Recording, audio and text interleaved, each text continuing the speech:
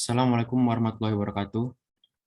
Kami dari kelompok 5 yang beranggotakan 1 Meike Puspitasari, 2 Muhammad Aufan Fahrusi, 3 Muhammad Raffi Firdaus, 4 Muhammad Raka Aryawardana, 5 Muhammad Wijdan Barik, dan yang terakhir Nabila Rahman akan mempresentasikan PowerPoint hasil diskusi kami yang memiliki judul Banjir di Kalimantan Selatan pada tahun 2021. Untuk poin pertama yaitu banjir di Kalimantan. Akan dijelaskan oleh Meike.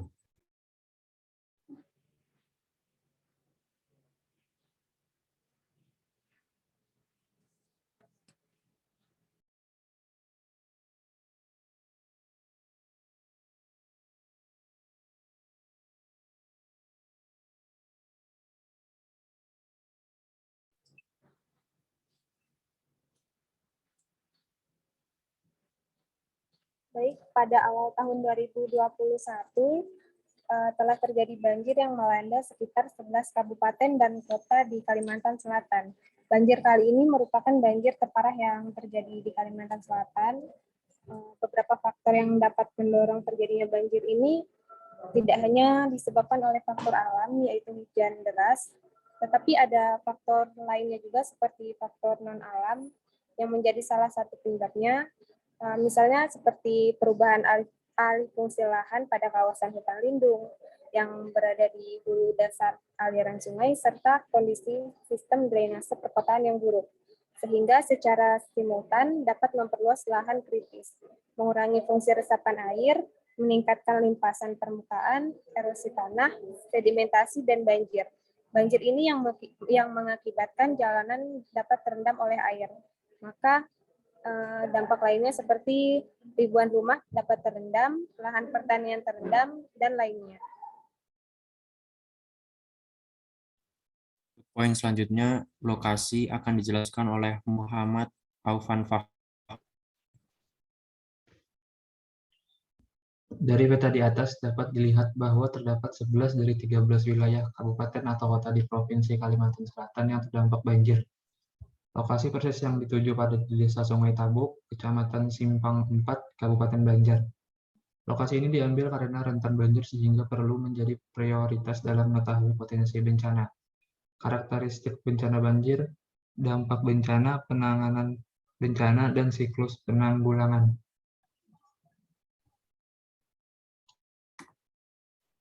Untuk poin yang ketiga yaitu budaya masyarakat yang menyebabkan permasalahan lingkungan.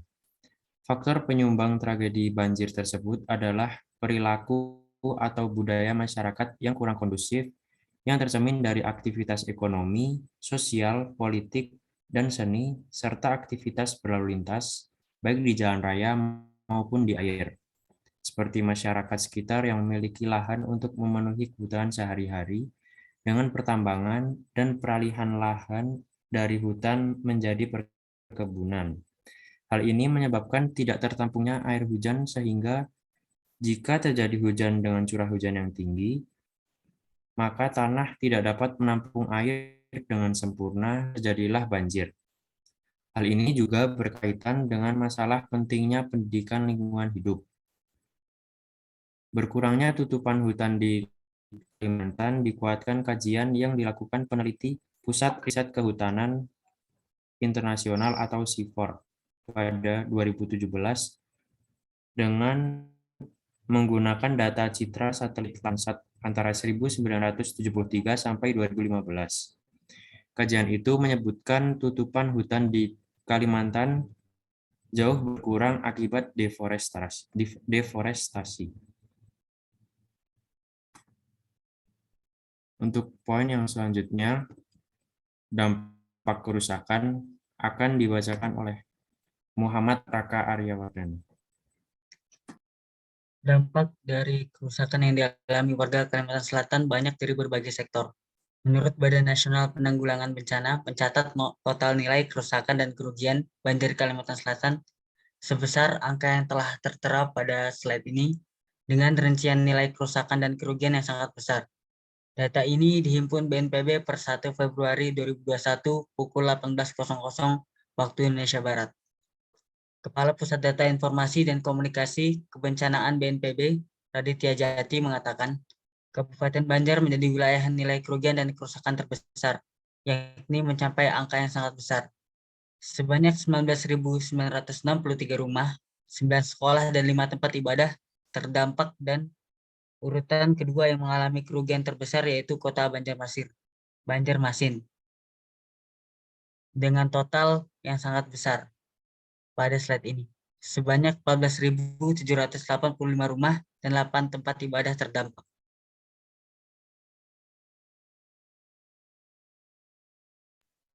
Untuk poin yang terakhir yaitu upaya mengatasi masalah akan dibacakan oleh Muhammad Wisdan Barik dan Nabila Rahman. Poin yang kelima yaitu upaya mengatasi masalah. Di sini banyak upaya yang dilakukan. Lalu di kabupaten ini yaitu di Kabupaten Banjar, Provinsi Kalimantan Selatan, tepatnya di Desa Sungai Tabuk, Kecamatan Simpang 4. Permasalahan ini diselesaikan dengan sosialisasi. Sosialisasi ini dilakukan guna memberikan pengetahuan dan pembelajaran mengenai potensi bencana, karakteristik bencana, dampak bencana, penanganan bencana, dan siklus penanggulangan bencana bagi pemerintah desa dan masyarakat desa di Desa Sungai Tabuk, dikarenakan daerah tersebut sangat rawan akan bencana banjir yang hampir setiap tahunnya terjadi.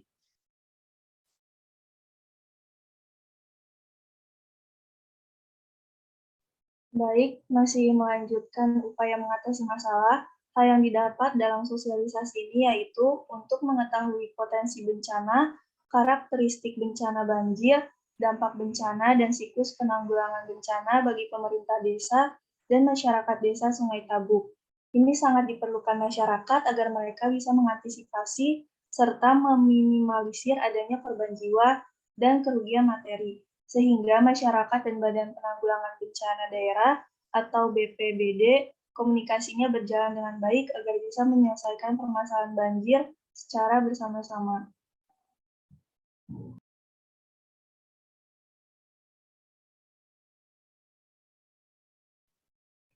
Berikut referensi yang kita ambil untuk menyusun PowerPoint ini.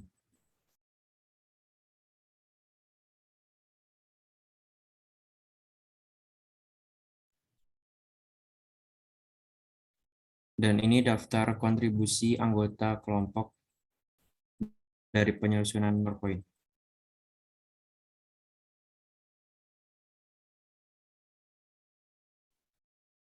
Sekian dari presentasi kami. Apabila adanya, kami mohon maaf. Wassalamualaikum warahmatullahi wabarakatuh.